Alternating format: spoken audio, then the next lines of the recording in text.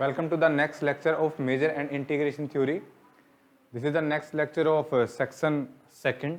इससे पहले हमने 3 लेक्चर में मेजरेबल फंक्शन क्या होते हैं उनके कोरस्पोंडिंग थ्योरम डिस्कस करी थी और लास्ट लेक्चर में हमने कैरेक्टरिस्टिक्स फंक्शन को डिफाइन किया था. ओके, तो उस पर बेस्ड हमारे पास आज थ्योरम है और एक नेमिंग थ्योरम होगी जिसको हम अप्रोक्सीमेशन थ्योरम है, जिस लेक्चर का मोस्ट इंपॉर्टेंट पार्ट है वो हम आज डिस्कस करने वाले हैं. Okay, so come to the first theorem. Theorem क्या है तुम्हारे पास? The characteristics function. Characteristics function तुम्हें गिवन है and this characteristics function is measurable if and only if A is measurable. हमें पता है कि कैरेक्टरिस्टिक जो फंक्शन है वो किसी सेट ए पे डिफाइन करते हैं हम, और किसी सेट ए पे डिफाइन कैसे करते हैं कि एक्साई ए की वैल्यू 1 होगी. ठीक है, एक्साई ऑफ ए बोलो या फिर एक्साई ऑफ ई बोलो. अगर तुम एलिमेंट अगर सेट का है, ठीक है, अगर एलिमेंट सेट का है तो तुम्हारे पास एक्साई ऑफ ए की वैल्यू 1 आएगी. और अगर एलिमेंट सेट से बाहर है, if x does not belonging to a then that value of x give the value of xi is equal to 0, है ना. ये हमने ऐसे कैरेक्टरिस्टिक्स फंक्शन को लास्ट लेक्चर में डिस्क्राइब किया था. Okay, now come to the theorem. Theorem क्या है कि characteristics function xi a is measurable if and only if a is measurable. अगर a मेजरेबल है तो कैरेक्टरिस्टिक फंक्शन मेजरेबल होगा उसके कोरस्पोंडिंग, और अगर कैरेक्टरिस्टिक्स फंक्शन किसी सेट के कोरस्पोंडिंग मेजरेबल है तो वो सेट भी क्या तुम्हारे पास है? मेजरेबल है. तुम्हारे पास ये थ्योरम है. ठीक है, और इस पे लिख लो आप इंपॉर्टेंट, क्योंकि हम इसका यूज नेक्स्ट थ्योरम में करने वाले हैं, इसलिए आप इसको लिख लो important. Okay, so let A be a measurable. तुमने मान लिया सबसे पहले कि ए मेजरेबल है and we have to show that xi of A है वो तुम्हारे पास क्या हो जाएगा? मेजरेबल है. सिंपल प्रूफ है इसका, कोई ऐसी लेंथी प्रूफ नहीं है. तो एक्साई ऑफ ए की वैल्यू हमने लिख दी कि एक्स की वैल्यू अगर ए से है, ठीक है, उस पर एक्साई फंक्शन करेंगे तो एक्साई फंक्शन क्या देगा? 1 वैल्यू देगा. और x अगर a का एलिमेंट नहीं है तो एक्साई फंक्शन क्या वैल्यू देगा? x पे 0 देगा. ठीक है, now we assume that a is measurable, hence it is clear from the definition of the domain of x of a. यानी a अगर देखो a मेजरेबल है, ठीक है, ये तुम्हारे पास a मेजरेबल आ जाएगा. मतलब ये जो 1 की वैल्यू है ये x बिलोंग टू a के कोरस्पोंडिंग आएगी, या फिर ये बोल लो 0 if x belonging to a complement. a के कॉम्प्लीमेंट से बाहर होगा तो उसकी वैल्यू क्या आएगी? 0. मतलब डोमेन ऑफ फंक्शन है वो तुम्हारे पास क्या है? a union a complement. ठीक है, या तो ए से होगा या फिर ए से बाहर होगा. विच इज मेजरेबल, क्योंकि ए मेजरेबल है तो हमने मानना हुआ है तो complement of a measurable set is measurable and hence a c is measurable. और 2 मेजरेबल सेट का यूनियन क्या होता है? मेजरेबल होता है. एंड हेंस ये तुम्हारे पास क्या हो जाएगा? Measurable. Therefore we prove that. अब हमें इसको क्या करना है? मेजरेबल प्रूव करना है. तो तुम्हारे पास इसको क्या प्रूव कर दो?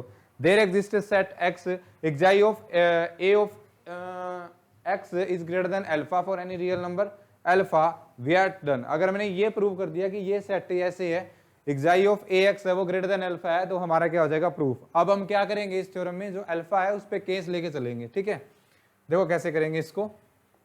सो अब हमें इसको प्रूव करना है. तो हमने पहला केस ले लिया कि जो अल्फा है वो तुम्हारे पास ग्रेटर देन इक्वल टू 0 है. ठीक है, और नेक्स्ट केस हम ले लेंगे कि अल्फा लेस देन 0, और दोनों ही केस में हम ये दिखा देंगे कि ये सेट होल्ड करता है. ठीक है, तो हमने मान लिया alpha is greater than equal to 0. Greater than equal to 0 है, देन यहाँ पे अल्फा लिख लो, यहाँ पे अल्फा नहीं है.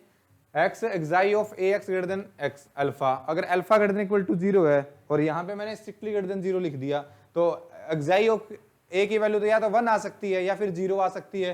तो यानी इसमें पूरा सेट क्या हो जाएगा? 1 आ जाएगा, क्योंकि 0 से बड़ी चाहिए और 0 से बड़ी क्या आएगी? 1. 1 कब आएगी? जब x किससे बिलोंग करता होगा? a से बिलोंग करता होगा. और पूरा सेट क्या आ गया? a आ गया. और a सेट तुम्हें क्या गिवन है? मेजरेबल गिवन है. मतलब ये सेट भी तुम्हारे पास क्या होगा? मेजरेबल.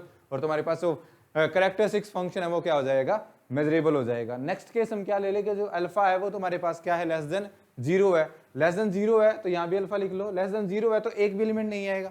ठीक है, सॉरी, लेस देन 0 है. यहाँ से लेस देन 0 मान के चलो -1 है, यहाँ पे मैंने -1 लिख दिया. -1 से भी बड़ी तो या तो 1 आ सकती है, 0 आ सकती है. मतलब उसकी सारी वैल्यू आ जाएगी. मतलब x जब a से बिलोंग करेगा वो सारे एलिमेंट भी आ जाएंगे, और x जब a से बिलोंग नहीं करेगा जिसको हम a कॉम्प्लीमेंट बोलते हैं वो भी आ जाएगा. तो पूरा क्या आ जाएगा? ये. और इसको हमने ऑलरेडी प्रूव किया हुआ है कि ये तुम्हारे पास सेट क्या बन रहा है? मेजरेबल. क्योंकि a मेजरेबल है, a का कॉम्प्लीमेंट भी मेजरेबल हो जाएगा और 2 मेजरेबल सेट का यूनियन भी क्या हो जाएगा?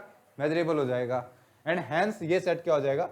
मेजरेबल. तो दोनों ही केस में हमने दिखा दिया कि alpha greater than equal to 0 है, अल्फा लेस देन 0 है, तो तुम्हारे पास जो कैरेक्टरिस्टिक्स फंक्शन है वो क्या बन रहा है? Measurable. And hence the proof. अब इसका कन्वर्स पार्ट हम मान के चलेंगे कि जो कैरेक्टरिस्टिक्स फंक्शन है वो क्या है, मेजरेबल है, and you have to show that the set A is measurable. तो conversely let us suppose that characteristics function is measurable, that the set is measurable for any real alpha. तो इस पे भी हम ऐसे ही करेंगे, अल्फा पे केस चाहेंगे, पहला अल्फा को ग्रेटर देन इक्वल टू 0 लेके चलेंगे, फिर अल्फा को लेस देन 0 लेके चलेंगे। तो सबसे पहले हमने मान लिया कि let alpha is greater than equal to 0, तो यहाँ पे अल्फा लिख लो, ग्रेटर देन इक्वल टू 0 है, तो ये सेट पूरा पूरा क्या आ जाएगा, ए आ जाएगा, ये हमने पहले ही पढ़ा है, ठीक है। और ये तुम्हें मेजरेबल गिवन है, तो तुम्हारे पास यहाँ पे क्या आ जाएगा, ए इज मेजरेबल, ठीक है। तो इसकी मेजरेबिलिटी किसकी डिफाइन कर देगी, ए की मेजरेबिलिटी को, if alpha is greater than equal to 0। हाँ जी, आ गया समझ। नेक्स्ट केस हम अल्फा को लेस देन 0 लेके चलेंगे, और सिमिलरली हमारे पास अल्फा को लेस देन 0 लेके चलेंगे, तभी तुम्हारे पास क्या हो जाएगा, ये मेजरेबल हो जाएगा। Now consider alpha less than 0, then this can be, यहाँ पे अल्फा लिख लो, यहाँ पे अल्फा मिसिंग है सारी जगह, alpha is equal to a union a complement, ठीक है, greater than equal to 0, alpha less than 0 है, तो एक्साई ऑफ ए की वैल्यू क्या आ जाएगी, ए के एलिमेंट भी और ए कॉम्प्लीमेंट के एलिमेंट भी, और यहां से ये तुम्हें मेजरेबल गिवन, और ये क्या हो जाएगा, measurable, and hence this implies that A is also measurable and hence the proof, ठीक है। इसमें और कुछ भी नहीं है, ये तुम्हारे पास क्या हो गया, theorem. Okay, now come to the next definition. What do we mean by simple function. Simple function क्या होते हैं बच्चों, मोस्ट इंपॉर्टेंट, ठीक है। जैसे हमने अभी इससे पहले कैरेक्टरिस्टिक्स फंक्शन को पढ़ा है, तो कैरेक्टरिस्टिक्स फंक्शन है वो एक कांस्टेंट वैल्यू देता है, या तो 1 देगा या फिर 0 दे देगा। 1 कब देगा, जब x ए का एलिमेंट है या उस सेट का एलिमेंट है, तो एग्जैक्टली जो कैरेक्टरिस्टिक्स फंक्शन उसकी वैल्यू 1 होगी, और उससे नहीं है तो उसकी वैल्यू 0 होगी। अब स्टेप फंक्शन में भी ऐसा ही होगा कि let f be a real valued function defined on x if the range of f is finite। पहली बात तो रेंज है वो तुम्हारे पास क्या होनी चाहिए, f की फाइनाइट हो, we say that f is simple function, तो वो तुम्हारे पास क्या हो जाता है, सिंपल फंक्शन। यानी every characteristics function is simple function because range of characteristics function is finite, दो ही वैल्यू आ सकती है, 1 या 0। तो ये दे देंगे हम, suppose the range of f consists of distinct number, तो फाइनाइट है तो वो डिस्टिंक्ट नंबर हमने क्या मान लिया, C1 C2 C3 and up to so on Cn। तो यहाँ से हमने हर एक सेट के लिए उसके क्या डिफाइन कर दिया कि C1 की वैल्यू दे रहा है, तो वो सेट हमने E1 मान लिया, ठीक है। यानी तुम्हारे पास ये है, इस सेट पे तो वो वैल्यू C1 दे रहा है यहाँ पे, ठीक है, इस सेट के लिए वैल्यू C2 दे रहा है, इस सेट के लिए वैल्यू वो C3 दे रहा है, and up to so on En के लिए क्या वैल्यू Cn दे रहा है। तो ऐसे हमने क्या मान लिया, सेट मान लिया, और यहाँ से यहाँ तक हमने क्या डिफाइन किया हुआ है, फंक्शन f डिफाइन किया हुआ है। तो फंक्शन तुम्हारे पास क्या हो गया, इस टाइप का हो गया, C1 इंटू एक्साई ऑफ, देखो यहां से अगर इसका एलिमेंट है तो C1, इसका एलिमेंट आएगा C1 नहीं देगा, तो फिर क्या आंसर देगा, 0। अगर f में इसका एलिमेंट दूंगा तो ये C1 नहीं देगा, फिर ये क्या देगा, C2 देगा। तो ऐसे इसने सिंपल फंक्शन को क्या डिफाइन कर दिया, सिंपल फंक्शन डिफाइन कर दिया। अब कोई बच्चा बोलेगा सर ये जो यहाँ पे तुम्हें समझाया गया है, इसको अगर मैथमेटिकली लिखोगे तो इसको ऐसे लिखा जाएगा। कोई बच्चा इसको ये भी कर सकता है, देखो C1 एक्साई ऑफ E1, ठीक है, plus C2 xi of E2 plus C3 xi of E3 and up to so on Cn xi of En, ऐसे कर सकता है वो इसको। अब देखो बच्चों यहाँ पे क्या हो रहा है, अगर E1 से तुमने कोई एलिमेंट उठाया, E1 से एलिमेंट उठाओगे तो तुम्हारे पास फंक्शन क्या वैल्यू दे रहा है, C1 दे रहा है। यहाँ से देखो ये तुम्हारे पास मान लो E1 है, ये तुम्हारे पास मान लो E2 है, ये तुम्हारे पास E3 है, ये तुम्हारे पास En है, तो मानना हुआ है। तो E1 से उठाया तो C1 वैल्यू देगा, और E2 से उठाया तो फंक्शन क्या वैल्यू देगा, 0, उसकी वैल्यू 0 हो जाएगी। फंक्शन की वैल्यू 0 नहीं होगी, कैरेक्टरिस्टिक्स फंक्शन की, यानी इसकी वैल्यू क्या हो जाएगी, 0। तो यहाँ पे क्या आ जाएगा, 0 आ जाएगा। और अगर कर रहा है तो वहां से तुम्हारे पास क्या आ जाएगा, C1 इंटू 1 आ जाएगा। तो इसकी वैल्यू क्या हो सकती है, इधर C1 या 0, ये दो हो सकती है। तो आप यहां से ये देख सकते हो कि every simple function can be written as the linear combination of characteristics function. कोई भी आप सिंपल फंक्शन है उसको आप कैरेक्टरिस्टिक्स फंक्शन के लीनियर कॉम्बिनेशन में लिख सकते हो। And you can see this, the C1 C2 C3 and up to so on are constant, और इसकी वैल्यू मैंने बताई है कि C1 देखो यहाँ पे 0 हो सकती है, यहाँ पे 0, या फिर ये 1 हो सकती है, and up to so on. And it simply seen that कि जो सिंपल फंक्शन है वो कैरेक्टरिस्टिक्स फंक्शन है, क्या है, लीनियर कॉम्बिनेशन है। ओके, ये थी डेफिनेशन सिंपल फंक्शन की। अब आ जाओ कुछ इंपॉर्टेंट रिजल्ट यहाँ पे है कि every step function is simple function. Understood है ये, कोई भी स्टेप फंक्शन होगा वो तुम्हारे पास क्या होगा, सिंपल फंक्शन। क्योंकि स्टेप फंक्शन में क्या होता है, उसकी वैल्यू 2 वैल्यू होती है, यहाँ से यहाँ तक रेंज तक ये वैल्यू होगी, यहाँ से यहाँ रेंज तक ये वैल्यू होगी, उसको हम स्टेप फंक्शन बोलते हैं। और क्योंकि रेंज फाइनाइट है, then we can say that every simple function is a, every step function is a simple function, every simple function is measurable. ठीक है, अब हमें ये प्रूव करना है कि कोई भी सिंपल फंक्शन होगा वो क्या होगा, मेजरेबल होगा। ओके, इसको हम इजीली प्रूव कर सकते हैं, कोई दिक्कत नहीं है। Let f be simple function, हमने मान लिया सिंपल फंक्शन है तो उसको ऐसे लिख सकते हैं, हमने अभी बताया कि कैरेक्टरिस्टिक्स फंक्शन के लीनियर कॉम्बिनेशन में लिख सकते हैं, ठीक है। अभी इनको अलग से डिफाइन करते हैं, देखो f of x is equal to this, अगर एक्स E1 से बिलोंग करता है, जो भी हमने समझाया था अभी डेफिनेशन में समझाया था वही इसमें ब्रेक करके लिखा हुआ है। इसकी वैल्यू C2 आ जाएगी अगर E2 से बिलोंग करता है, इसकी वैल्यू CI आ जाएगी अगर EI से बिलोंग करता है। एंड दस देखो हमें एफ ऑफ एक्स को क्या दिखाना है, मेजरेबल दिखाना है, तो ऐसे करते चले जाएंगे तो EI है वो तुम्हारे पास क्या हो जाएगा, x f of x is equal to CI। Since हर एक तुम्हारे पास जो सेट है EI वो क्या है, मेजरेबल, और तुम्हारे पास ये पूरा पूरा सेट क्या हो जाएगा, मेजरेबल। दस xi is measurable because characteristics function is measurable if and only if a is measurable. ये हमने प्रूव किया था, अगर सेट मेजरेबल है तो कैरेक्टरिस्टिक्स फंक्शन मेजरेबल है, उनका लीनियर कॉम्बिनेशन भी क्या हो जाएगा, मेजरेबल हो जाएगा। And hence a simple function is also measurable, ठीक है। ऐसे हमने इसको प्रूव कर दिया है। ओके, नाउ थर्ड है characteristics function of measurable set is simple function. ये भी अंडरस्टूड है, characteristics function of measurable set क्या हो जाएगा, सिंपल फंक्शन हो जाएगा, क्योंकि लीनियर कॉम्बिनेशन में लिखा जा रहा है। Product of the simple function and a finite linear combination of simple function is a simple function. यानी आपने कुछ फाइनाइट सिंपल फंक्शन ले लिए, उनका लीनियर कॉम्बिनेशन किया, वो भी सिंपल फंक्शन हो जाएगा, और कुछ तुमने सिंपल फंक्शन ले लिए, उनके प्रोडक्ट करी, वो भी तुम्हारे पास क्या हो जाएगा, सिंपल फंक्शन हो जाएगा। And hence the result. Okay, तो ये थे कुछ हमारे पास रिजल्ट। अब आ जाओ बच्चों अप्रोक्सीमेशन थ्योरम पे, और अप्रोक्सीमेशन थ्योरम पे लिख लो आप एग्जाम 2022, एग्जाम, और इंपॉर्टेंट है, ये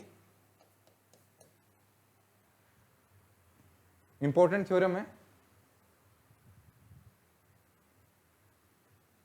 हाँ जी, statement of the light colour ले लो।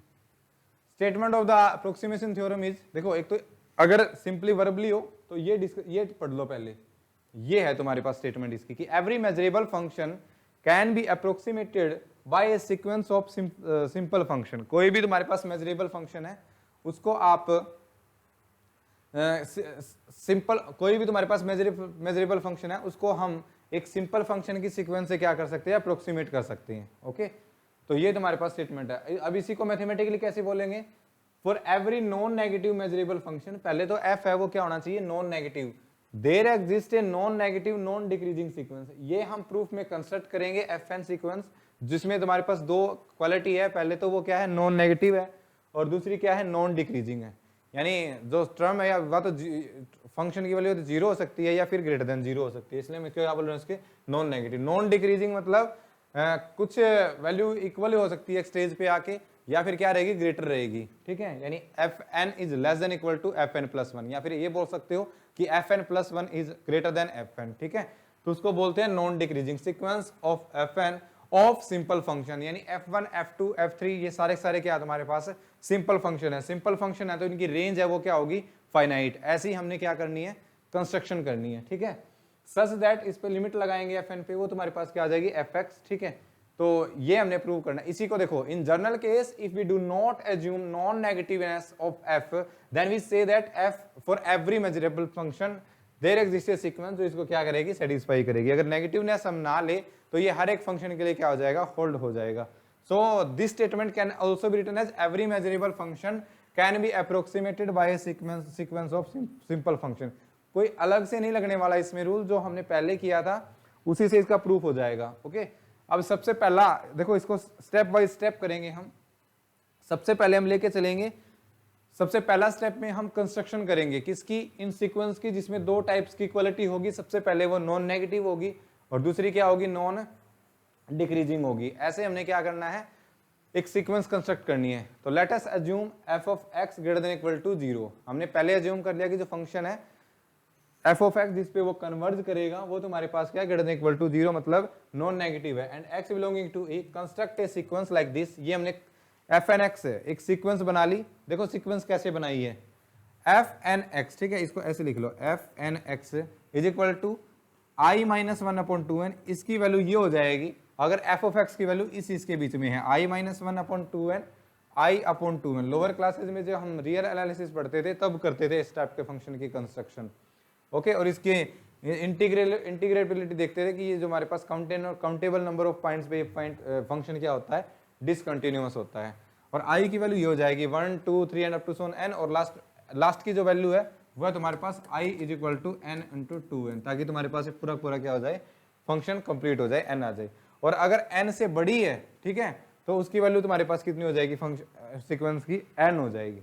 ओके, तो ऐसे हमने फंक्शन की सीक्वेंस है कंस्ट्रक्ट कर ली। अब इसको देखो, अब ये है कंजस्टेड फॉर्म में, i की वैल्यू सबसे पहले आप 1 रखो, तुम्हारे पास f1x आ जाएगा, फिर i की वैल्यू 2 रखो, f2x आ जाएगा, फिर i की वैल्यू 3 रखो, f3x आ जाएगा। ये तुम्हारे पास स्टेप नंबर फर्स्ट है। अब रखते हैं सबसे पहले, अगर मैंने यहाँ पे n की वैल्यू 1 रखी, n की वैल्यू 1 रखी, तो यहाँ पे क्या हो जाएगा, f1x is equal to, n की वैल्यू 1 है तो i minus 1 upon 2 raise to power 1 2 फॉर i माइनस 1 अपॉन 2। यहाँ पे जहां जहां n है वहां पे क्या रख दिया, 1 रख दिया, and you can get the value of f1x।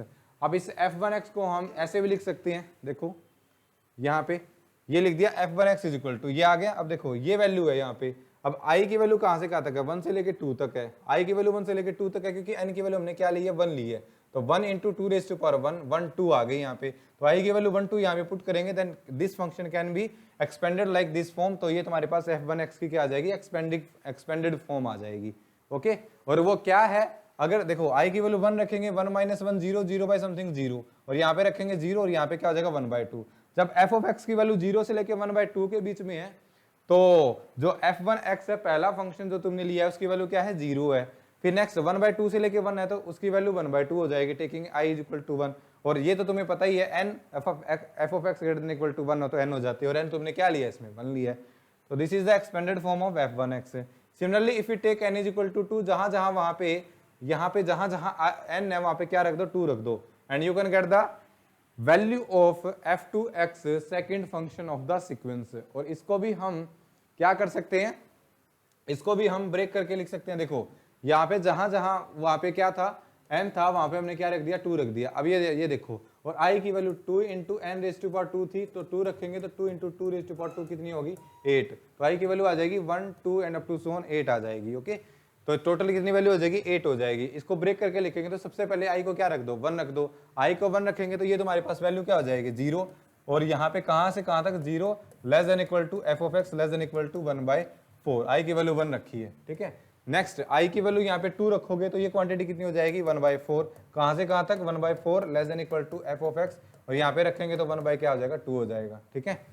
और नेक्स्ट यहाँ पे क्या हो जाएगा, 2 स्ट्रिक्टली लेस देन। फिर नेक्स्ट i की वैल्यू 3 रखेंगे तो वहां पे क्या हो जाएगा, ऐसे चलते चले जाएंगे, और i की वैल्यू लास्ट में क्या रख देंगे, 7 रखेंगे तो ये आ जाएगा 7/4 से लेके 2 तक, ठीक है, ये हो जाएगा।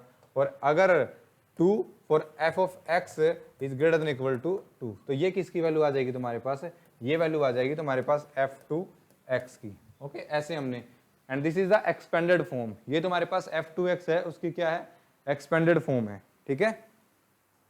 ओके, बच्चा बोलेगा sir n is equal to 3, and like this आप n इज इक्वल टू 3 रखोगे तो तुम्हारे पास क्या आ जाएगी, उसकी एक्सपेंडेड फॉर्म आ जाएगी। ओके, 1 2 3 एंड 2 सो ऑन, यहाँ पे करेंगे 3 इंटू 3 का स्क्वायर, तो ये कितने हो जाएगा, 27, तो वो बहुत लेंथी बनेगी। अब देखो क्योंकि ये फाइनाइट नंबर आ रहा है, तो आप वो देख रहे हो f1x है, f2x है, f3x है, f4x है, उन सभी की जो रेंज है वो क्या आ रही है, फाइनाइट आ रही है। मतलब सारे फंक्शन क्या है, सिंपल फंक्शन है। सिंपल फंक्शन कौन से होते हैं, जिनकी रेंज तुम्हारे पास क्या हो, फाइनाइट हो, और रेंज फाइनाइट है तो हमारे पास क्या हो जाएगा, simple function. Similarly next line में उसने यही लिखा है कि आप f3 भी कंसिडर कर सकते हो। Similarly we can write f3x and so on, clearly all fn are positive. सबसे पहले तो तुम देख रहे हो कि सबसे पहले देखो तुमने f1 कंस्ट्रक्ट किया है, तो f1 कंस्ट्रक्ट किया तो यहाँ से देखो इसकी वैल्यू कितनी है, यहाँ पे ये 0 1/2 1 पॉजिटिव है। फिर f2x क्या है, तो 0 1/4 7/4, ये सारी पॉजिटिव है। तो जितने भी सीक्वेंस तुमने ली है सारी क्या है, पॉजिटिव है। और नेक्स्ट इंक्रीजिंग नॉन डिक्रीजिंग भी है, fn की वैल्यू fn प्लस 1 से या तो इक्वल आ सकती है या फिर लेस आ सकती है। तो यहाँ से हमने क्या प्रूव कर दिया, fn is less than equal to fn plus 1 by the construction of the sequence fn। Moreover, fn takes only a finite number of values, therefore fn is a sequence of non-negative non-decreasing function which assumes to be finite number of value. Let us denote the set E and I। अब ये set हमने दो set define कर दिए, एक तो En define कर दिया और एक ENI डिफाइन कर दिया। अब what do you mean by ENI? ENI तुम्हारे पास क्या है, inverse image of the interval this, ठीक है। ये फंक्शन हमने लिया था, उसकी इनवर्स इमेज ले ली, इसका हम यूज करने वाले हैं। और इसको हम कैसे लिख सकते हैं, ऐसे लिख सकते हैं सेट की फॉर्म में। सिमिलरली इसको हमने लिख दिया n या n से बड़े तुम्हारे पास कोई भी नंबर है, उनकी इनवर्स इमेज है वो क्या होगी, ये होगी। Both of them are measurable, क्योंकि ई तुम्हें क्या गिवन है, मेजरेबल गिवन है, and every subset of measurable set is measurable. और यहाँ से हमने fn कंस्ट्रक्ट कर दिया लाइक दिस, ठीक है, in the form of characteristics function. Characteristics function का यूज करके हम अब क्या दिखा देंगे कि इसको लिमिट जो एग्जिस्ट कर रही है f(x) वो भी तुम्हारे पास क्या है, मेजरेबल है, ठीक है।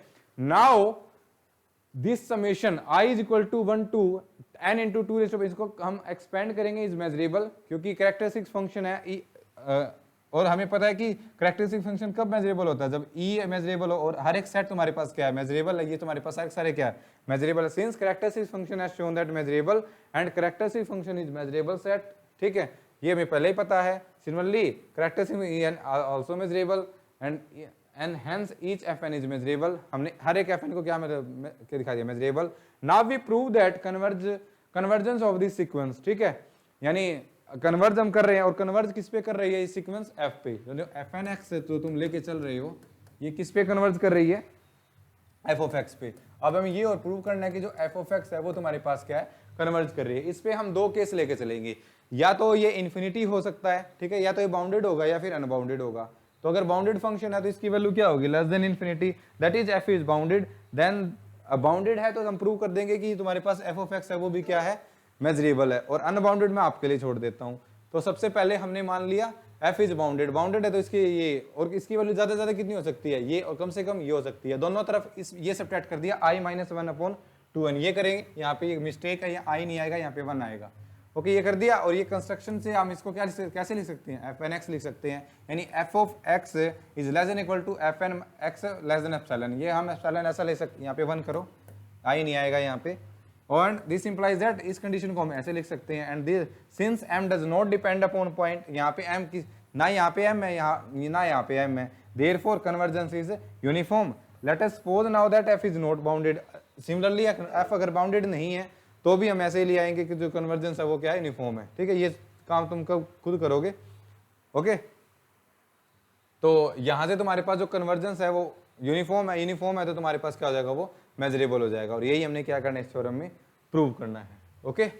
तो ये थी तुम्हारे पास अप्रोक्सीमेशन थ्योरम। तो लास्ट का पार्ट है ये हमने पहले ऑलरेडी करा हुआ है, f प्लस फंक्शन और f माइनस फंक्शन मान की, इनको आप इजिली कर सकते हो, अपने आप इनको करोगे, okay. So this is your approximation theorem, ठीक है, कि f है उसको ऐसे लिख दिया, अनबाउंडेड है, और f को क्या दिखा दिया फिर, since the difference of two simple function is again a simple function, hence the theorem, ठीक है। हमें क्या दिखाना है, जो fn(x) है अगर वो f(x) पे कन्वर्ज करेगा तो वो भी क्या होगा, एक सिंपल फंक्शन, यानी simple function can be approximated by sequence of function fn(x) जो हमने अभी कंस्ट्रक्ट करी है। तो ये इसका क्या है, प्रूफ है, okay. Now come to the next definition. What do, देखो अब ये डेफिनेशन हम आगे जो हमारे जितनी भी थ्योरम आएगी उसमें हम यूज करने वाले हैं। क्या है, statement is set to hold almost everywhere, और इसकी शॉर्ट फॉर्म लेके चलेंगे स्मॉल ए स्मॉल ई, ठीक है, a.e, ऑलमोस्ट, ए का मतलब ऑलमोस्ट और स्मॉल ई का मतलब everywhere. In E if and only if it holds everywhere in E except possibility subset D of measure 0, यानी कोई भी अगर तुम्हारे पास कंटिन्यूटी है, मेजरेबिलिटी है, कोई भी है, उसको ऑलमोस्ट एवरीवेयर किसी सेट पे तब बोलेंगे जब एक ऐसा सबसेट होगा जिसपे वो होल्ड नहीं कर रही होगी और उस सबसेट का मेजर है वो क्या होगा, 0। Then we called the term almost everywhere. जैसे मैंने कोई फंक्शन मान लिया और उस फंक्शन, एक फंक्शन है वो गिवन सेट पे क्या है, कॉन्टिन्यूअस है, लेकिन उसका एक ऐसा सबसेट है जिसपे वो डिसकंटिन्यूअस है, लेकिन उस सबसेट का मेजर क्या है, 0 है, तो हम उसको बोलेंगे कि जो फंक्शन है वो क्या है, ऑलमोस्ट एवरीवेयर कॉन्टिन्यूअस है। सिमिलरली एक ऐसा सबसेट है, एक ऐसा सेट है जिसपे कोई फंक्शन मेजरेबल है, और लेकिन उसका एक ऐसा सबसेट एग्जिस्ट करता है जिसपे वो मेजरेबल नहीं है, सच दैट उस सबसेट का मेजर क्या है, 0 है, तो हम बोलेंगे कि उस पूरे सेट पे फंक्शन क्या है, ऑलमोस्ट एवरीवेयर मेजरेबल है। तो ये तुम्हारे पास डेफिनेशन होगी ऑलमोस्ट एवरीवेयर की, ठीक है। देखो इसने बोला हुआ है two function a and b, two function f and g defined on e are set to be equal, equal भी बोल सकते हैं, कॉन्टिन्यूअस भी बोल सकते हैं, मेजरेबल भी बोल सकते हैं, everywhere in e if and only if f of x is equal to g of x everywhere except a subset d of e of measure 0, यानी जो मेजर है d का वो तुम्हारे पास क्या हो जाएगा, 0, और d पे तुम्हारे पास फंक्शन क्या है, इक्वल नहीं है, यानी डी पे F is not equal to G. अब इस पे थ्योरम करेंगे हम, ठीक है, तो उसको क्या बोल देंगे उस सेट पे, ऑलमोस्ट एवरीवेयर इक्वल है वो। Similarly a function define on E is said to be continuous almost everywhere in E if and only if there exists a subset D of E of measure 0 such that f is continuous at every point of E minus D, ठीक है, यानी E minus D यानी E के कुछ point होंगे जिन पे वो क्या है, कंटिन्यूअस नहीं है, लेकिन हम D पे पूरा क्या बोल देंगे, E D है ना सबसेट D of E, और E पे पूरे फंक्शन को क्या बोल देंगे, कॉन्टिन्यूअस है, अभी जो मैंने बताया था। ओके, तो ये तुम्हारे पास डेफिनेशन है किसकी, ऑलमोस्ट एवरीवेयर। ए ई ऐसे भी लिख सकते हो, और हम क्या यूज करेंगे, स्मॉल ए ई। स्मॉल ए मतलब ऑलमोस्ट और स्मॉल ई मतलब एवरीवेयर। तो ये इक्वालिटी भी हो सकती है, कॉन्टिन्यूटी भी हो सकती है, इंटीग्रेबिलिटी भी हो सकती है, डिफरेंशिएबिलिटी भी हो सकती है, मेजरेबिलिटी भी हो सकती है, कुछ भी हो सकता है। तो सारी टर्म को हम क्या करेंगे, ऑलमोस्ट एवरीवेयर तब बोलेंगे कि ऐसा सेट होगा जिसपे जो नेचर है वो सेटिस्फाई नहीं होता, और उस पर हमारे पास आउटर मेजर क्या होता है, सेट का 0 होता है। ओके, अब उसके बाद हम 2 थ्योरम करने वाले हैं, ठीक है, वेरी इजी थ्योरम, ये एग्जाम में पूछी जा सकती है। देखो ये थ्योरम हमने पहले भी करी हुई है, लेकिन अब हम यहाँ पे जो हम करने वाले हैं इनका यूज ऑलमोस्ट एवरीवेयर की फॉर्म में करेंगे इन अवर नेक्स्ट लेक्चर, जिसमें हम नेक्स्ट लेक्चर में कुछ थ्योरम करेंगे। क्या है statement, if f is a measurable function on E और E1 is a subset of E, then the function f is measurable on E1, ठीक है, ये हमने पहले ही करा हुआ है। प्रूफ देखो, for any real number alpha we have this, क्योंकि हमें फंक्शन क्या गिवन है, मेजरेबल है, तो इसको हम कैसे लिख सकते हैं, देखो x is equal to E1 है, तो E पे सारे फंक्शन जिसपे f ऑफ x की वैल्यू क्या ग्रेटर देन 0, और इसका इंटरसेक्शन किसके साथ कर दिया, E1 के साथ कर दिया। The result follow the set of right hand set is measurable, ये तुम्हें क्या है, मेजरेबल गिवन है, इंटरसेक्शन ई के साथ है ना, ये मेजरेबल है, तो ये सेट क्या हो जाएगा, मेजरेबल, एंड हेंस E1 पे भी फंक्शन क्या हो जाएगा, मेजरेबल हो जाएगा, and hence the proof. Second part क्या बोलता है, if f is measurable function on each of the set of countable collection ei of disjoint measurable sets then f is measurable. मतलब बोलता है कि अगर तुम्हारे पास f मेजरेबल फंक्शन है हर एक सेट पे ei पे, यानी countable collection ei of disjoint measurable set, तो f तुम्हारे पास क्या हो जाएगा, मेजरेबल हो जाएगा। देखो बी पार्ट को हम करते हैं, तो उनके काउंटेबल कलेक्शन को उसने क्या मान लिया, कैपिटल E मान लिया। Clearly E being the union of measurable set is measurable, ठीक है, ये सारे क्या है, measurable, और countable union of measurable set is measurable। The result now follow since E is real number alpha, इसको हम कैसे लिख सकते हैं, E is equal to एक सेट है, f of x की वैल्यू ग्रेटर देन अल्फा है, तो इसको लिख सकते हैं हम, और E की वैल्यू पुट कर दो यहाँ से, ये वैल्यू पुट कर दी। ओके, अब यहाँ से सेट थ्योरी से हम इसको कैसे लिख सकते हैं, ये, और ये तुम्हारे पास क्या हो जाएगा, measurable function, and hence the theorem. ये आगे तुम्हारे पास तो सेट जो काउंटेबल यूनियन है वो तुम्हारे पास क्या होगा, मेजरेबल हो गया। एक ये नेक्स्ट थ्योरम है, let f and g be any two measurable function, sorry measurable नहीं है, फंक्शन गिवन है, which are equal almost everywhere. Almost everywhere मतलब एक ऐसा सबसेट एग्जिस्ट करेगा E का जिसपे ये इक्वल नहीं होंगे, तभी तो हम इसको क्या बोल रहे हैं, ऑलमोस्ट एवरीवेयर इक्वल है। इफ f इज मेजरेबल तो g भी क्या हो जाएगा, मेजरेबल हो जाएगा। और ये बोल सकते हो इसका आप contrary, if g is measurable then f is measurable. Since अब प्रूफ पे आते हैं, इसके प्रूफ क्या है, since f is measurable, f तुम्हें मेजरेबल गिवन है, for any real the set this, यहाँ पे अल्फा लिख लो, तुम्हें गिवन क्या है, f मेजरेबल है, तो मेजरेबल है, ये सेट क्या हो जाएगा, measurable. We shall show that the set this g of x greater than alpha is measurable. तो इसको प्रूव करने के लिए हमने एक सेट ले लिया E1, और दूसरा सेट क्या ले लिया, E2 ले लिया। ये तो तुम्हें मेजरेबल गिवन है, अब तुम्हें E2 को क्या दिखाना है, मेजरेबल, ठीक है। तो यहाँ पे साइड में लिख सकते हो लाइन टू प्रूव, ठीक है, हमें सिर्फ क्या दिखाना है, E2 इज मेजरेबल सेट, ये दिखाना है तुम्हें। और अगर तुमने E2 को मेजरेबल दिखा दिया तो तुम्हारे पास थ्योरम का क्या हो जाएगा, प्रूफ हो जाएगा। तो अब E2 को डायरेक्टली दिखाएंगे हम, E2 को E1 माइनस E2, E1 और E2 माइनस E1, इनके सेट थ्योरी में इसके कोरस्पोंडिंग लिखेंगे, और E1 माइनस E2 को और E2 माइनस E1 को क्या दिखा देंगे, मेजरेबल। और ये सेट मेजरेबल दिखाने के लिए हम इसका आउटर मेजर क्या दिखा देंगे, 0 दिखा देंगे। इसका आउटर मेजर 0 दिखा देंगे तो E1 माइनस E2 मेजरेबल हो जाएगा, इसका आउटर मेजर 0 दिखा देंगे तो E2 माइनस E1 मेजरेबल हो जाएगा। तो उसको कैसे करेंगे, देखो दीज आर सबसेट ऑफ, ये E1 E2 है, ये कैसे है सबसेट है, कि एक ऐसा सेट होगा जिसपे फंक्शन की वैल्यू क्या है, जी के इक्वल नहीं है, क्योंकि हमने क्या टर्मिनोलॉजी यूज की हुई है, ऑलमोस्ट एवरीवेयर। तो एक ऐसा सबसेट D एग्जिस्ट करेगा जिसपे फंक्शन f और g है वो इक्वल नहीं होंगे।